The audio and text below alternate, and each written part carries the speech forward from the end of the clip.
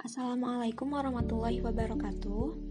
Halo teman-teman semuanya, apa kabar? Semoga sedang dalam keadaan yang sehat dan bahagia selalu ya. Saya, Agista Nur Kamila Putri, dan rekan saya, Alfida Sanova Yuga, dari kelompok 2, mata kuliah Perkembangan Kepribadian Guru, akan membahas mengenai teori kepribadian psikodinamika. Nah, apakah sebelumnya teman-teman pernah mendengar apa sih teori kepribadian psikodinamika itu? Psikodinamika adalah salah satu pendekatan yang cukup tua, karena salah satu penyebabnya yaitu pendekatan ini merupakan pendekatan yang pertama kali muncul dalam dunia psikologi. Nah, teori psikodinamika yaitu teori yang berusaha menjelaskan hakikat dan perkembangan kepribadian.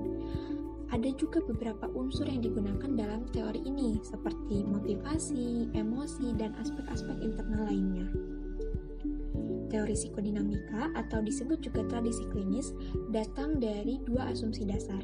Yang pertama, menyebutkan bahwa manusia ini bagian dari binatang. Asumsi yang kedua, menyebutkan bahwa manusia adalah bagian dari sistem energi.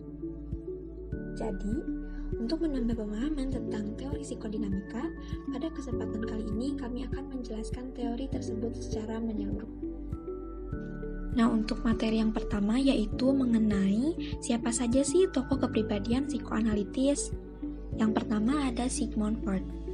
Sigmund Freud ini lahir pada tanggal 6 Mei tahun 1856 di Freiberg dan meninggal di London pada tanggal 23 September 1939, tepatnya pada beliau umur 83 tahun. Beliau ini adalah seorang Austria keturunan Yahudi dan pendiri aliran psikoanalisis dalam bidang ilmu psikologi. Menurut Freud, kehidupan jiwa memiliki 3 tingkatan kesadaran. Yang pertama yaitu sadar atau conscious, prasadar atau preconscious, dan tak sadar atau unconscious. Konsep dari teori Freud ini yang paling terkenal yaitu tentang adanya alam bawah sadar yang mengendalikan sebagian besar perilaku. Selain itu, dia juga memberikan pernyataan bahwa perilaku manusia didasari pada hasrat seksualitas yang pada awalnya dirasakan oleh manusia sejak kecil dari ibunya. Sigmund Freud pada awalnya merumuskan bahwa kepribadian dan metode terapi ini adalah salah satu teori dari psikoanalisis itu. Nah, psikoanalisis ini berpandangan bahwa kejiwaan seseorang manusia merupakan ekspresi diri dari adanya dorongan yang menimbulkan konflik. Dorongan ini sendiri ada yang disadari dan ada juga yang tidak disadari. Nah, justru sebagian besar dari dorongan dalam diri manusia ini tidak disadari. Nah, beliau sendiri menjelaskan bahwa istilah psikoanalisa ini ada dengan arti yang beragam. Selain itu, terdapat fungsi dari teori psikoanalisa menurut Sigmund Freud, antara lain yang pertama sebagai teori kepribadian, yang kedua sebagai teknik analisa kepribadian, dan yang ketiga sebagai metode terapi atau penyembuhan. Nah, dalam teori ini, menurut Sigmund Freud, terdapat 3 sistem utama dalam teori psikoanalisa. Antara lain yang pertama yaitu id atau S. Id ini berada dalam ketidaksadaran. Id sendiri sudah ada sejak lahir. Id adalah tempat dari adanya dorongan-dorongan yang dibentuk atau terpengaruh oleh kebudayaan, seperti dorongan untuk hidup dan mempertahankan kehidupan, dan juga dorongan untuk mati. Id bekerja berdasarkan prinsip kesenangan atau pleasure principle karena tujuannya memuaskan semua dorongan primitif atau keinginan pribadi. Nah, untuk sistem yang kedua yaitu superego atau dalam bahasa Jermannya yaitu Urbeich. Nah, superego ini dibentuk oleh budaya. Superego keluar dari suara hati yang berjalan berdasarkan prinsip mekanisme moral. Dorongan-dorongan atau energi dari superego akan berusaha menekan dorongan yang timbul dari id. Dan karena dorongan dari id ini yang masih primitif, titik sesuai atau tidak bisa diterima oleh superego. Selain itu, superego juga mempresentasikan moral pribadi dengan didasarkan pada persepsi seseorang atas moralitas dan nilai masyarakat. Sistem yang ketiga menurut Sigmund Freud yaitu ego atau Ich. Ego merupakan sistem dari dorongan id dan superego yang beradu kekuatan. Ego sendiri memiliki fungsi sebagai penjaga keseimbangan antara kedua sistem lainnya, yaitu id dan superego. Ego tidak memiliki dorongan atau energi. Ia menjalankan prinsip kenyataan atau reality principle, yaitu menyesuaikan dorongan-dorongan id atau superego dengan kenyataan di dunia luar.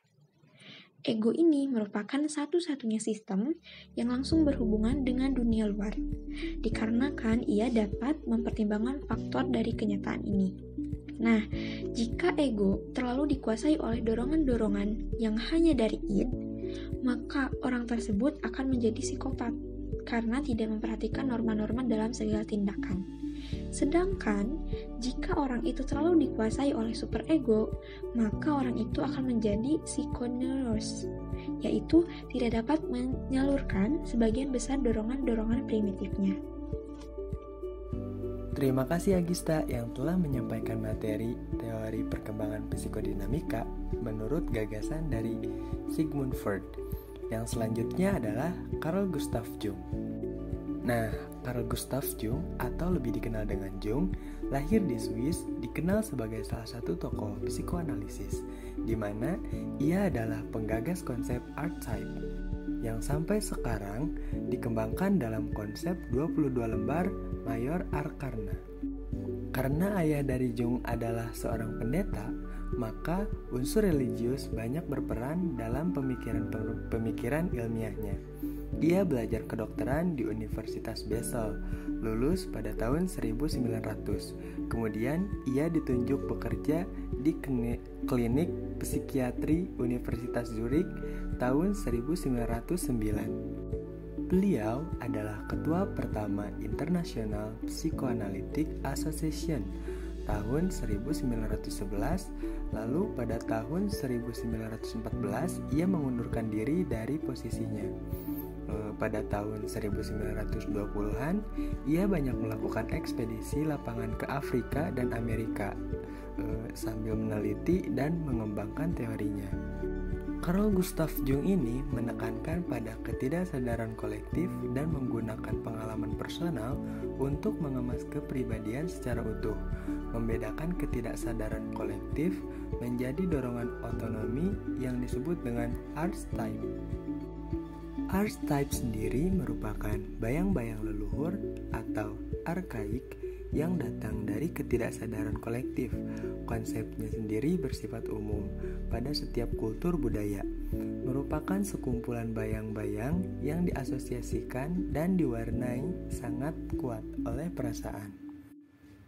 Yang dikemukakan oleh teori Jung sendiri terdapat 4. Yang pertama itu anima, yang kedua animus, yang ketiga persona, yang keempat shadow. Anima sendiri merupakan sisi feminim seorang laki-laki. Semua manusia secara psikologis bersifat biseksual dan memiliki sisi maskulin dan feminim. Terbentuk dalam ketidaksadaran kolektif sebagai archetype dan menetap di kesadaran. Beberapa laki-laki dapat mengenali animanya. Tugas ini membutuhkan keberanian yang sangat besar dan bahkan lebih sulit daripada menjadi lebih dekat dengan bayangannya. Yang kedua ada animus. Animus ini merupakan simbol berpikir dan bernalar, mampu mempengaruhi proses berpikir seorang wanita yang sebenarnya tidak dimiliki oleh seorang wanita. Ketika sedang bernalar, wanita sebenarnya tidak sadar karena datangnya dari kesadaran kolektif. Yang ketiga ada persona. Persona sendiri ini adalah sisi kepribadian yang ditunjukkan pada dunia. Setiap manusia terlibat dalam peran tertentu yang dituntut oleh sosial.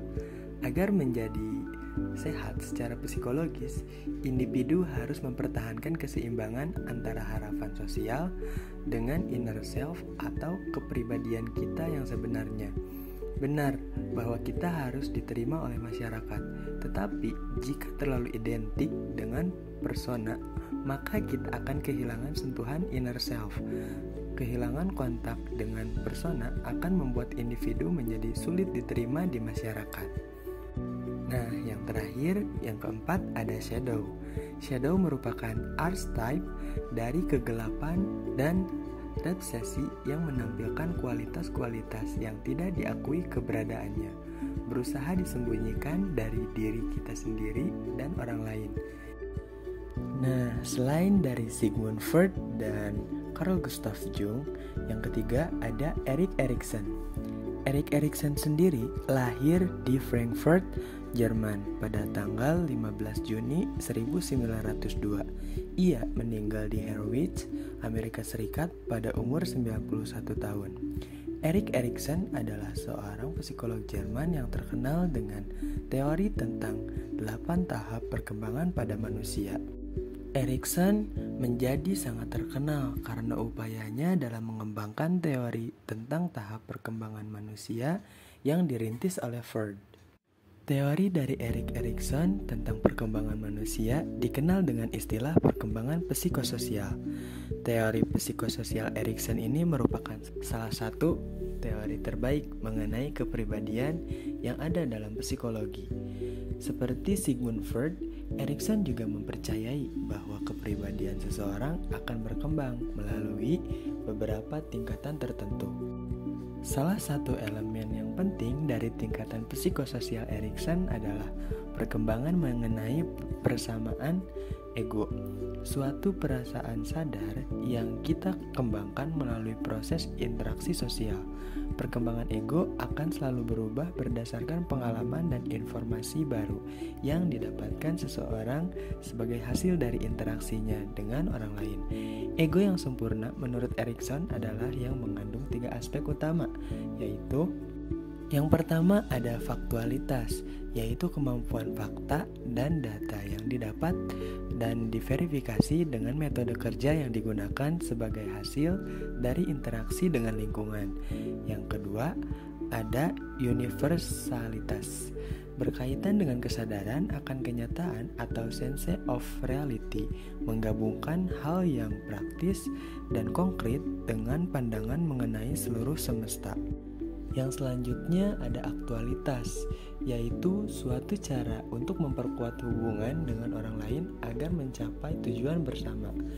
Nah, Erikson juga mempercayai bahwa kemampuan untuk memotivasi sikap dan perbuatan seseorang dapat memicu suatu perkembangan menjadi positif. Hal inilah yang kemudian mendasari penyebutan teori dari Erik Erikson ini sebagai teori perkembangan psikososial. Dasar dari teori Erik Erikson ini adalah sebuah konsep yang mempunyai tingkatan.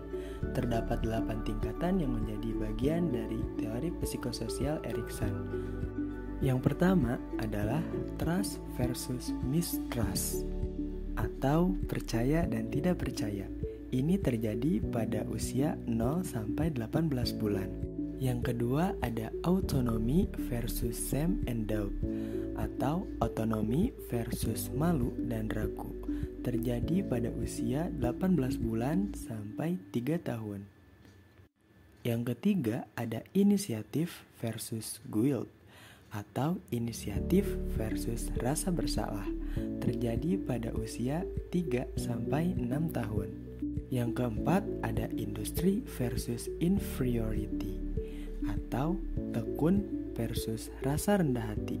Terjadi pada usia 6 sampai 12 tahun. Yang kelima ada identity versus raw confusion, atau identitas versus kebingungan. Nah, ini terjadi pada usia 12 sampai 18 tahun. Yang keenam ada intimacy versus isolation, atau keintiman versus isolasi. Terjadi pada usia 18 sampai 35 tahun. Yang ketujuh ada generativity versus stagnation, atau bangkit versus stagnan. Terjadi pada usia 35 tahun sampai 64 tahun. Yang terakhir atau yang kedelapan ada integrity versus despair, atau integritas versus keputusan. Terjadi pada usia 65 tahun ke atas. Nah, sebenarnya Teori dari Erikson adalah perkembangan dari teori dari Freud. Banyak orang yang memilih teori Erikson daripada teori Freud karena teori Erikson sendiri mencakup dari masa anak-anak hingga lanjut usia. Nah, materi dari kelompok 2 telah selesai disampaikan. Saya akan menyimpulkan dari materi yang kami bawakan. Jadi, terdapat 3 orang pencetus teori perkembangan psikodinamik. Yang pertama ada Sigmund Freud. Menurut Freud, kehidupan jiwa memiliki 3 tingkatan kesadaran, yaitu sadar, prasadar, dan tidak sadar. Konsep teori Freud yang paling terkenal adalah tentang adanya alam bawah sadar yang dapat mengendalikan sebagian besar perilaku kita sebagai manusia. Terdapat 3 sistem utama dari teori psikoanalisa yang digagas oleh Sigmund Freud. Yang pertama itu ada Id. Id adalah tempat dari adanya dorongan-dorongan yang dibentuk atau terpengaruh oleh kebudayaan. Yang kedua ada superego atau Uber-Ich. Superego dibentuk oleh budaya. Superego keluar dari suara hati yang berjalan berdasarkan prinsip mekanisme moral. Yang ketiga ada ego atau ich. Ego merupakan sistem dari dorongan ID dan superego beradu kekuatan. Ego sendiri berfungsi sebagai penjaga keseimbangan antara kedua sistem, yaitu id dan superego. Yang kedua, teori dari Carl Gustav Jung menekankan pada ketidaksadaran kolektif dan menggunakan pengalaman personal untuk mengemas kepribadian secara utuh. Membedakan ketidaksadaran kolektif menjadi dorongan otonomi yang disebut dengan archetype. Yang dikemukakan oleh teori Jung sendiri terdapat 4. Yang pertama, anima, merupakan sisi feminim dari seorang laki-laki. Yang kedua ada animus, merupakan simbol berpikir dan bernalar. Yang ketiga ada persona, sisi kepribadian yang ditunjukkan pada dunia. Yang keempat ada shadow, merupakan archetype dari kegelapan dan represi yang menampilkan kualitas-kualitas yang tidak diakui keberadaannya. Yang ketiga ada teori dari Erik Erikson. Teori dari Erik Erikson ini merupakan penyempurnaan dari teori Sigmund Freud, yang asalnya teori dari Sigmund Freud menjelaskan dari usia baru kita lahir sampai usia kita remaja. Nah, lalu disempurnakan oleh teori Erik Erikson ini, yaitu dari usia awal kita lahir sampai usia kita meninggal. Sekian video presentasi dari kelompok 2. Wassalamualaikum warahmatullahi wabarakatuh.